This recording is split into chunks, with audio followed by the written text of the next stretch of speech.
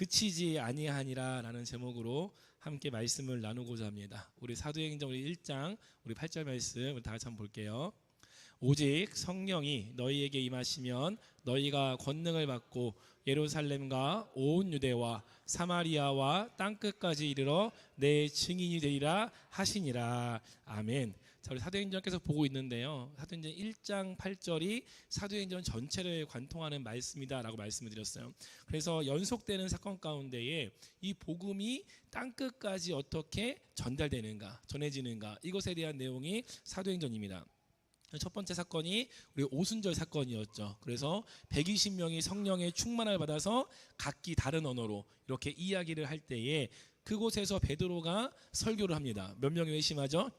3,000명이 회심을 합니다. 자, 그 후에 이제 성전 미문에 날 때부터 안진병했던 자를 치료해요. 그래서 그 사람이 걷고 뛰면서 예배자가 되어질 때에 또 베드로가 설교를 하죠. 몇 명이 회심하죠? 5,000명이 회심을 합니다. 그게 솔로몬 행각에서 있던 일이에요. 그럼 베드로와 요한이 잡혀가요. 잡혀갔다가 풀려나는데 바로 집에 가지 않고 동료들에게 가서 함께 기도할 때에 빌기를 다함에 성령이 충만하여 그들이 뭘 한다? 하나님의 말씀을 전하였다.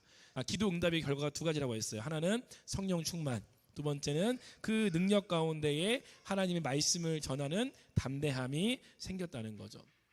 그래서 지난주 말씀 가운데에 이렇게 교회가 성령 충만하여 하나 되었더니 이가 서로가 서로를 돌보기 시작했다라는 거예요. 그래서 교회 안에 어떤 자가 없었냐? 가난한 자가 없었다. 그래서 소유를 팔아서 공동으로 소유하고 필요한 자에게 나눠주고 흘려보내는 역할을 했다라는 겁니다. 이게 경제 공동체가 되었다라는 의미보다는 서로가 서로를 돌볼 수 있는 그런 공동체가 되었다라는 거죠. 자, 그 가운데에 바나바라고 하는 사람은 자신의 밭을 팔아서 사도들의 발 앞에 둡니다. 근데 이제 아나니아와 삽비라는 똑같이 소유를 팔아서 가지고 있는데 그 소유의 일부를 숨겨요.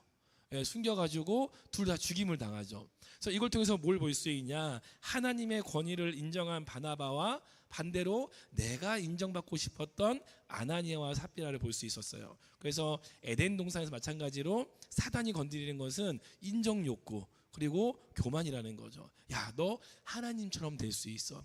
이 선악과 먹기만 하면은 너도 하나님처럼 될 수 있어. 그래서 인정받고자 하는 욕구하고 이 교만한 마음을 건듭니다. 자, 오늘 말씀이 그치지 아니하리라라는 제목인데, 여러분 사도행전은요 끝난 책이 아니라 지금도 이어지는 책이에요. 여러분 성경을 읽어보시면요 보통 성경 마지막에 이 축도로 끝나요. 평안과 은혜가 있을지어다 뭐 이런 식으로 끝나는데 사도행전은 그게 없습니다. 사도행전은 지금도 성령 가운데에 저와 여러분을 통해서 기록되는 게 사도행전이에요. 여러분 사도행전의 그 성령의 역사가 저와 여러분을 통해서 그치지 않기를 주님의 이름으로 축복합니다. 자, 아나니아와 삽비라가 죽었어요. 그 사람들이 두려워하면서 떨고 있을 때에 이 사도들을 통해서 성령의 능력이 나타나니까 이 백성들이 두렵고 또 하나님의 나라는 점점 커져가는 거예요. 5장 우리 12절 말씀인데요. 같이 한번 읽어볼게요. 사도들의 손을 통하여 민간에 표적과 기사가 많이 일어나매 믿는 사람이 다 마음을 같이하여 솔로몬 행각에 모이고 아멘. 자, 사도들의 통을 통해서 막 표적이 나타나고 기사 나타나고 그러니까 믿는 사람이 다 모여서 어떤 일이 있냐? 막 베드로가 손수건을 막 덮으면은 병자가 낫고 막 이런 일이 벌어져요. 그런데 여러분 이런 기적과 이적에 대해서 자세하게 다루지 않아요. 그 성전 미문의 사건은 우리가 좀 깊이 봤잖아요. 그런데 그 이후에 뭐 병든 자가 치유되고 뭐 손수건을 얹고 이런 일들이 막 일어나는데 거기에 대해서는 깊게 얘기 안 해요. 왜? 그런 것이 중요한 게 아니라 복음이 멈추지 않는 것이 중요하다는 거죠. 그래서 16절로 넘어가 볼게요. 16절 같이 한번 읽어봅니다. 예루살렘 부근에 수많은 사람들도 모여 병든 사람과 더러운 귀신에게 괴로움 받는 사람을 데리고 와서 다 나음을 얻으니라. 아멘. 자, 그 사람이 어떤 사람인지 뭘 하던 사람인지 나이가 몇 살인지 나오지 않습니다. 그냥 다 나음을 얻었더라. 이렇게 맞춰집니다. 오늘 첫 번째가 여러분 딥하면 와이드해진다라는 거예요. 야, 한글로 썼어요. 딥하면 와이드해진다. 무슨 말이냐면은 우리 장로님이 이렇게 토양 박사님이신데 땅을 팔려고 할 때 깊이 팔려고 하면요 어떻게 해야 돼요? 이 깊이 파는 게 아니라 넓게 파야 팔 수 있어요. 그러니까 깊이 파면 팔수록 어때요? 그 땅은 넓게 파지는 거예요. 그러니까 복음도 마찬가지로 우리가 내 지경을 넓히고 싶다, 내 영향이 넓혀지고 싶다, 내 삶이 확장되고 싶다, 이것에 대해서 내가 아둥바둥 넓히는 게 아니라 내가 깊이 들어가면, 내가 복음 가운데 깊이 들어가면 하나님이 넓혀주신다는 거예요. 그래서 오늘 말씀 가운데에 성도는요 오직 한 길 예수 그리스도만 바라보면 된다는 거예요. 그러니까 복음만 붙들고 복음 하나만 가지고 나가면 성도는요 반드시 승리하게 되어 있습니다. 여러분 평삼주오를 한번 아세요? 평삼주오 들어보시면 계실 거예요. 평일에 성경책을 3장 읽고 주일날 성경책을 5장 읽으면 1년에 1독할 수 있다. 그래서 어떤 교회에서 야 우리 교회는 다른 거 하지 말고 성경에 목숨 걸어보자. 성경에. 그래서 이 평3 주호가 아니라 평 12, 주 20 몇 배예요? 4배 4배를 하자. 1년에 성경을 사독하는 거예요. 전교인이 여기 목숨 건 거예요. 다른 것보다 우리 뭐 성경 공부, 우리 성공부도 하지만 이것보다 이거 우선으로 하자.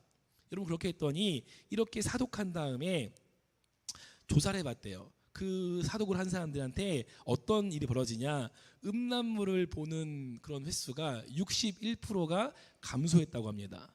그리고 술, 담배를 이제 먹고 하시는 분들이 57%가 감소했대요. 다른 거 안 해서 성경책 본 거예요. 외로움과 우울증이 30%가 감소했다고 합니다. 도박은요 무려 74%가 감소했대요. 그러니까 성경책 읽으면서 떴어 할 수 없는 거죠. 그래서 74%가 감소했대요. 마지막 한 가지는 이거 보면 저 회개했어요. 아 내가 성경책을 안 읽어서 그렇구나. 비만이 20% 감소했답니다. 20%. 여러분 성경책 읽으세요. 비만이 20% 감소했대요. 제가 성경책을 더 봐야 될 것 같아요. 20% 감소했대요. 여러분 성경 하나만, 성경에만 집중했더니 그 삶이 바뀌더라는 거예요. 우리가 신앙생활 가운데 여러분 하나에 딱 정하세요. 내가 이것만큼은 내가 목숨 걸겠다. 여러분 그게 성경이든 기도든 전도든 하나를 딱 잡고 파잖아요. 하나님은요 야 너 성경 목숨 걸 거야? 그럼 성경만 보게 냅두는 게 아니라 그 삶 가운데 전도의 문도 열어주시고 기도의 문도 열어주시고 삶의 모든 문들을 열어주신다는 거예요. 그러니까 나는 하나를 깊게 파고 들어가는데 하나님 어떻게 하는 거예요? 야 이거 깊게 가려면은 넓어져야 돼. 확장이 돼야 돼. 이렇게 지경을 넓혀주신다는 거죠.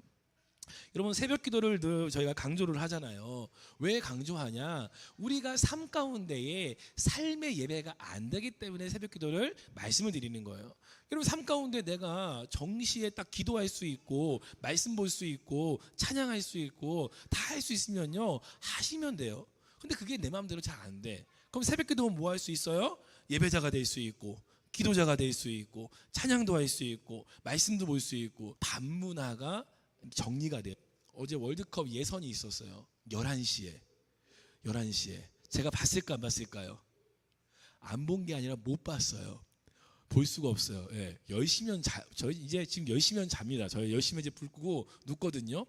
여러분 새벽 기도 나오려고 하면요 이 밤문화가 정리되는 거예요. 늦게 잘 수가 없어요. 늦게 잤다가는 다음날 새벽 기도를 오더라도 한 3일간 해롱해롱 되는 거예요. 그럼 뭐예요? 새벽 기도를 가기 위해서 내가 밤에 어디 나가는 것도 상가게 되고 뭐 밤늦게 뭐 TV를 보거나 영화를 보거나 뭐 그런 술자리 이런 것들이 파해지는 거죠.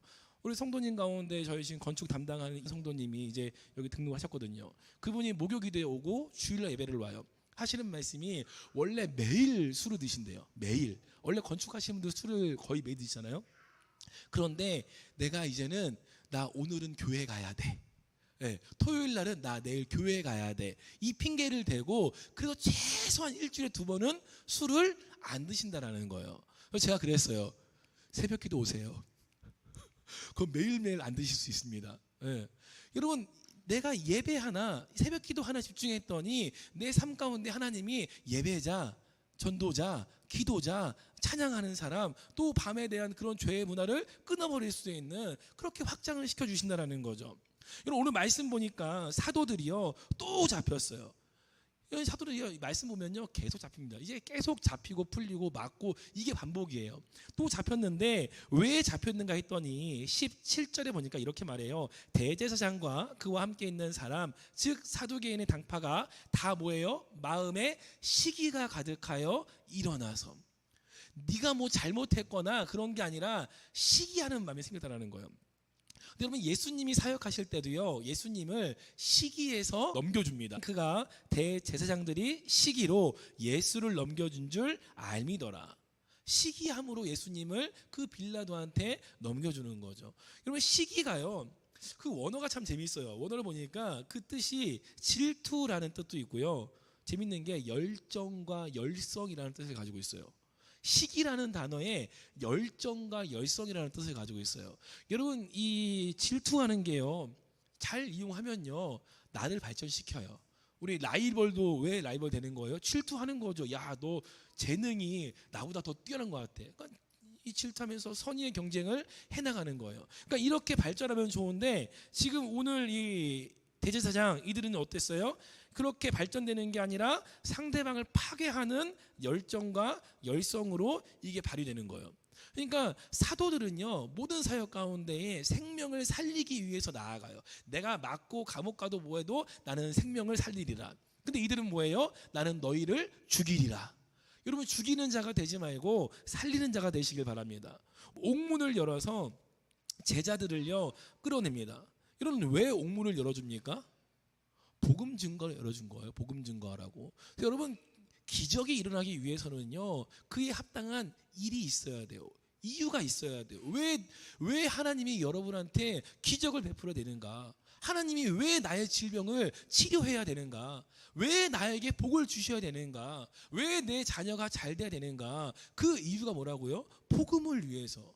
이거 쏙 빼먹고 그냥 나 복 주세요, 복 주세요, 복 주세요 하면은 이건 진짜 믿음 없는 거예요. 세상도요 그렇게 믿어요. 세상도요 우상을요 똑같이 섬겨요. 복 달라고 밤낮 빌잖아요. 똑같다라는 거죠. 그러니까 우리가 기도를 할 때도 여러분 복을 받되 왜 받으라고요?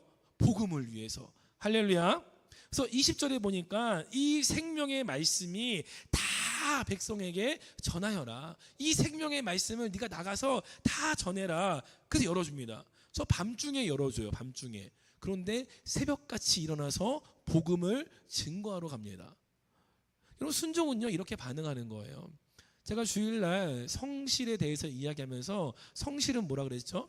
내가 몸을 부지런히 움직이는 게 성실이 아니라 하나님이 부르실 때에 거기에 내가 반응하는 것이 성실이라는 거예요. 우리가 하나님이 나를 부르실 때에, 여러분을 콜링하실 때에 주님 내가 여기 있습니다, 나에게 말씀하옵소서, 내가 그 일을 행하겠습니다, 이게 성실이라는 거죠. 그래서 오늘 이 제자들은요 성실하게 반응하는데 주님 뭐라고 하냐? 이 생명의 말씀을 전해라. 이 생명의 말씀. 여러분 지금 모인 사람들이요 살아있는 사람이에요, 죽은 사람이에요? 살아있는 사람들이죠. 시체 놓고 지금 설교하는 게 아니잖아요. 그런데 뭐라고요? 야, 생명을 전해라. 생명을. 이 생명, 지금 그들이 알고 있는 생명과 다른 생명, 육신의 생명이 아니라 그 영혼을 살리는 그 생명의 말씀을 전하라는 거예요. 여러분 추석이 다가오니까 여기 막 오는데 저희 공동묘지가요 엄청 깔끔해졌어요. 야, 그전에는 진짜 귀신 나올 것처럼 이렇게 막 자라 있었는데 지금 엄청 깔끔해요. 여러분 그렇게 근데 깎아놔도요 그 안에서 감사하다고 고맙다고 벌떡 일어나서 야 내가 내게 복을 주겠노라 이러지 않거든요. 근데 오늘 말씀에서는 그런 생명이 아니라 이 생명을 전해라. 앞에 붙은 이 글자 하나가 굉장히 의미가 큰 거예요. 이 글자 하나 때문에 그들이 알고 있는 생명이 아니라 너희에게 없는 내게만 있는 예수의 생명을 너희에게 주노라. 할렐루야. 그런데 이것을 어떻게 주라고 하냐? 그 다음 보니까 다 전하여라. 이 생명의 말씀을 다 백성들에게 전하여라. 다 전하래요. 몽땅 전부 싹 끌어모아서 우리 영혼까지 끌어모아서 다 전하라는 거예요. 여러분 만나는 사람마다 내게 있는 거 금과 은 나 없지만 내게 있는 거 내게 주노니 곧 나사렛 예수의 이름으로 일어나 걸어라. 여러분 우리에게 뭐가 없어요? 금과 은은 없어요. 이 시대 보니까요 이 교회가 없는 게 많아요. 건물도 없어요. 금과 은도 없어요. 뭐가 없어. 그런데 뭐가 있어요? 예수가 있다. 그거 하나예요. 그거 하나. 우리가 붙잡을 거 다른 거 없어요. 그거 하나예요. 예수가 있다. 나에게는 아무것도 없지만 단 한 가지 예수가 있다. 내가 이 생명을 다 내가 전하겠노라. 할렐루야. 그래서 남김없이 여러분 끝까지 전하라는 겁니다. 여러분 육신의 눈으로 보기에는요 이 복음을 전하는 사도들의 그 모습이 더 놀라워요? 아니면 밤중에 옥문이 철커덕하고 열린 게 놀라워요? 옥문이 열린 게 놀랍죠. 야 갑자기 꽉 잠겼던 옥문이 팍 열렸어. 와 신기하다. 근데 제자들이 복음을 전해요. 뭐 페달은 전할 수 있지. 넘어갈 수 있죠. 근데 여러분 하나님의 관심은요 그 옥문에 있지 않더라고요. 그 옥문 열어준 것도 그냥 넘어가요. 야 옥문 열어줬다 나가라. 근데 그 다음 관심 뭐예요? 그들이 나가서 복음을 전하였더라. 여러분 따라해 봅시다. 기적은 희미해지고 복음은 선명해진다. 네. 다시 한번 기적은 희미해지고 복음은 선명해진다. 그리고 누가 한 말인지 아십니까? 제가 한 말이에요. 제가 이거 딱 듣고 괜찮다. 괜찮다. 네. 여러분 저도 신앙생활을 어릴 때부터 했어요. 얼마나 많은 기적을 봤냐면요. 저의 교회 학생 때 고등학교 때 교회 집사님이 귀신 들렸어요. 야 여러분 귀신 들린 사람의 힘 진짜 세요. 어른이 몇 명 붙어도요 그거 다 이겨내고요 딱 부딪히고요 힘이 정말 세요. 당시에 이제 저희 담당하는 전사님이 계셨는데 전사님이 축사기도 하시고 저희 학생들이 둘러 앉아서 보혈 찬송을 뜨겁게 진짜 막 계속 부르고 기도했거든요. 그러면서 무슨 얘기를 하냐? 예수님을 초청하는 거예요. 영접시키는 거예요. 그러면은 빛 대신 주님이 내 안에 들어오면은 어둠은 있을 수 있어요, 없어요? 없다라는 거죠. 그러니까 그걸 계속 입으로 고백시키는 거예요. 예수의 보혈로 예수의 생명이 그 빛이 네 안에 임했다. 그러면은 어둠은 물러가야 된다. 떠나라. 이거 계속 그러는 거예요. 근데 떠났어요. 어떻게 알 수 있냐? 그 떠나기 전에는요 눈 밑에가 새카맸어요. 진짜 눈으로 확 보일 정도로 눈 밑에가 새카맸어요. 근데 떠나고 나니까 그게 싹 사라지는 거예요. 놀라워요, 안 놀라워요? 근데 제가 이거를 까먹고 있다가 오늘 설교 준비하면서 생각났어요. 그러면 기적은요 시간 지나면요 희미해집니다. 병 고침 받은 거 많이 봤어요. 저 학생 때 어떤 저 한 살 위 형님은요 얼굴이 색깔이 약간 좀 까무잡잡하세요. 그런데 수련회를 가서 같이 수련회 때 은혜 받았는데 저기서 오는데 얼굴이 반짝반짝하는 거예요. 저렇게 반짝반짝한 얼굴이 아니거든요. 거무튀튀하고 칙칙한 얼굴인데 반짝반짝한 거예요. 그것도 봤어요. 그런데 그런 기억들은요 시간이 지나면요 희미해져요. 근데 뭐는 남냐? 복음은 남는다라는 거예요. 우리가 불과 몇 주 전에 그 성전 미문에 앉아있는 안진병의 이야기를 했잖아요. 근데 그 분의 이야기는요 더 이상 등장하지 않아요. 근데 뭐는 계속 나와요? 복음. 말씀이 증거되고 생명이 증거되고 예수가 선포되는 복음은 계속해서 나온다라는 거죠. 여러분 우리가 복음 하나만 붙들고요 끝까지 나가시면 돼요. 여러분 신앙생활이요 복잡한 거 없습니다. 복잡한 거 없어요. 환난이 있습니까?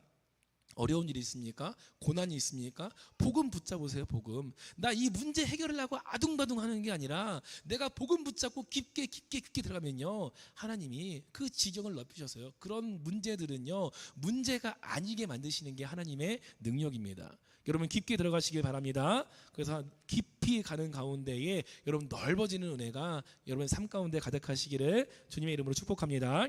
자, 두 번째가 사람보다 하나님께 순종하라는 거예요.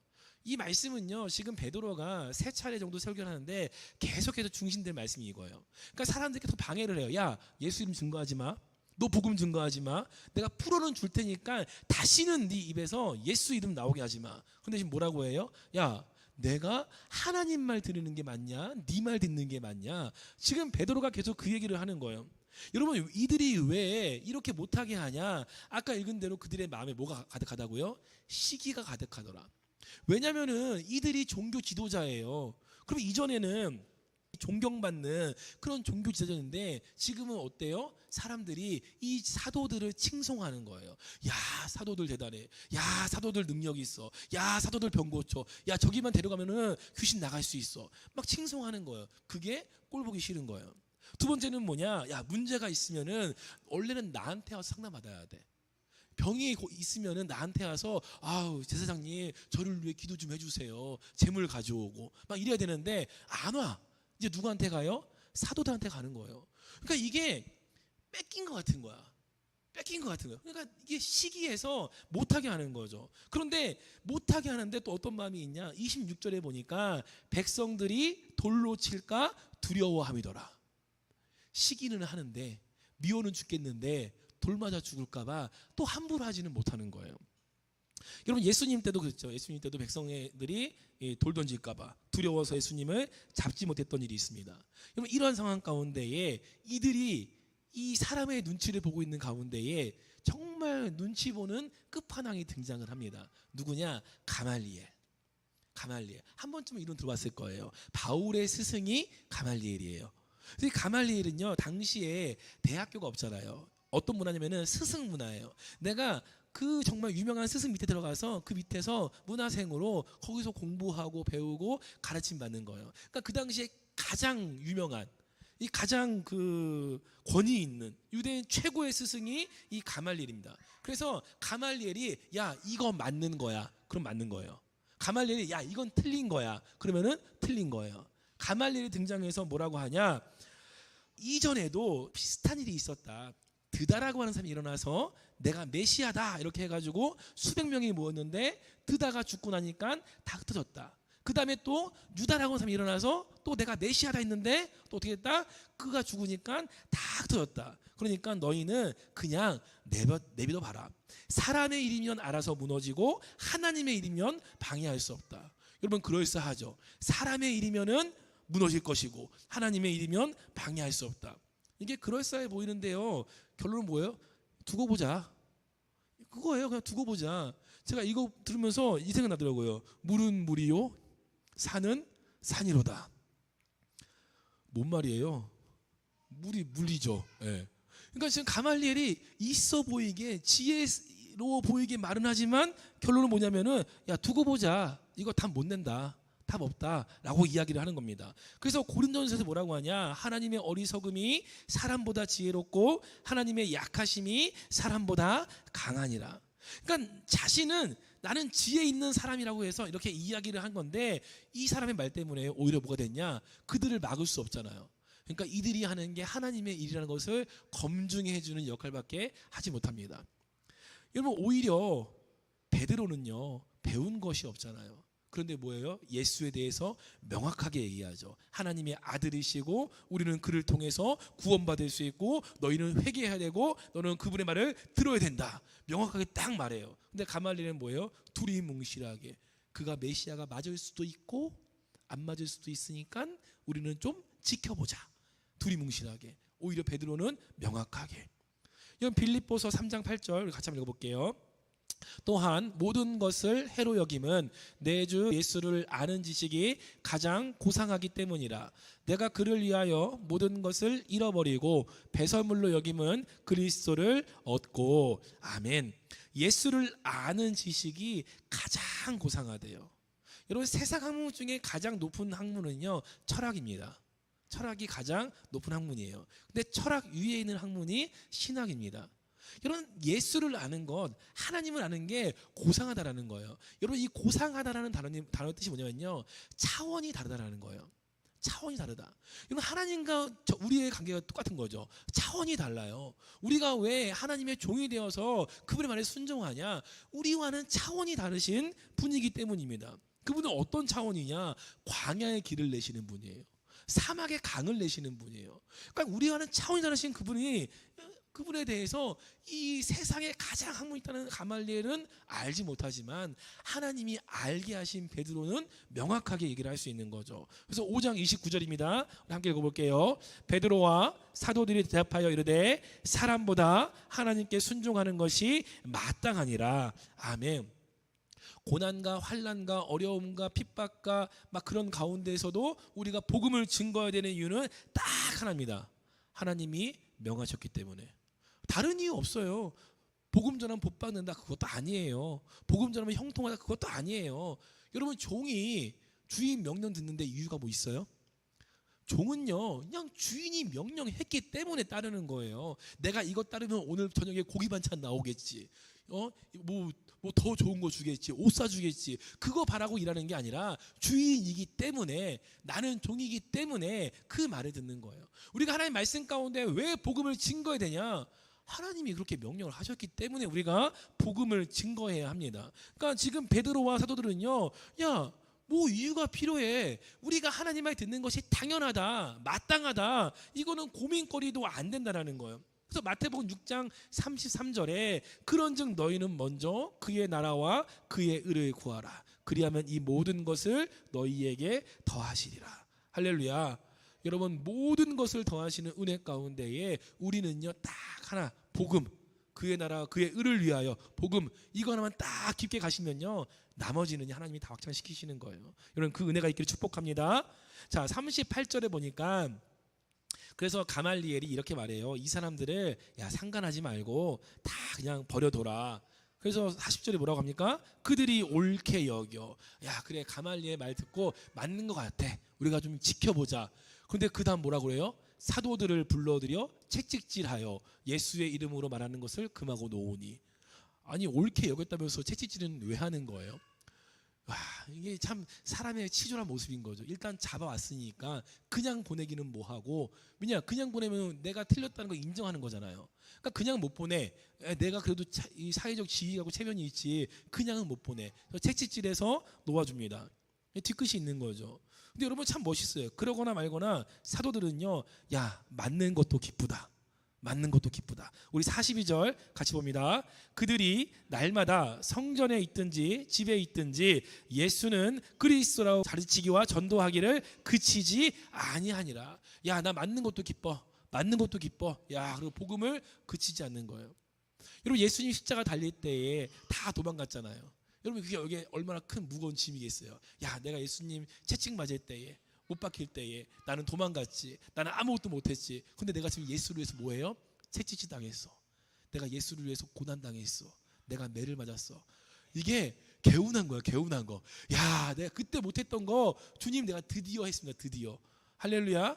여러분, 우리의 은혜 가운데에 나를 구원하신 그 은혜에 늘 감사하면서, 야, 고난도 감사하다, 환난도 감사하다. 여러분, 그 믿음을 나아가시길 축복합니다. 그래서 여러분, 이 고백처럼 가르치기와 전도하기를 그치지 않으셔야 돼요. 여러분, 복음을 전하는 여러분의 발이 계속해서 움직이고 있는가 살펴보세요. 아니 멈춰 있는가? 여러분, 발이 멈추면요 아무데도 갈 수 없는 거예요. 발이 움직여야 갈 수 있어요. 그래서 전신갑주에서요 발에다가 뭐를 씌웁니까? 복음의 신을 신어라. 복음의 신을 신어라. 그래서 이 복음의 신을 신고 뭐하냐? 예루살렘과 온 유대와 사마리아와 땅끝까지 네 발로 그곳에 가서 복음을 증거하라는 겁니다. 다시 말하지만 다른 이유가 없어요. 하나님이 명령하시기 때문에, 순종하는 것이 마땅하기 때문에. 이런 복음의 길로 우리가 깊이 파고 들어갈 때에 하나님은요 여러분의 삶의 지경을요 반드시 넓히십니다. 어떻게 넓히시냐? 광야의 길을 내셔서 더 이상 광야가 아니게 만드세요. 사막에 물을 내셔서 더 이상 사막이 아니게 만드세요. 그냥 단순하게 물 한 잔 주고 그냥 길 알려주는 정도가 아니라 아예 길을 내버려서 광야를 없애버리시고요, 그냥 물을 부으셔서 그냥 사막을 없애버리시는 분이 하나님이시라고요. 우리의 생각과 우리의 뜻보다 차원이 다르신 하나님 말씀 가운데에 순종하며 여러분 복음에 매달리는, 한길을 파보시는 저와 여러분 되시기를 주님의 이름으로 축복합니다. 우리 마지막으로, 나에게 전해진 복음은요 누군가가 멈추지 않았기 때문에 전해진 거예요. 근데 여러분, 그 복음이 나 때문에, 나로 말미암아 멈추지 않도록 여러분도 그 복음의 발걸음을 멈추지 말고 때를 얻든지 못 얻든지 이 사도들처럼 고난이 있어도 환난이 있어도 그 복음 가운데 여러분 나아가는 복된 인생 되시기를 주님의 이름으로 축복합니다.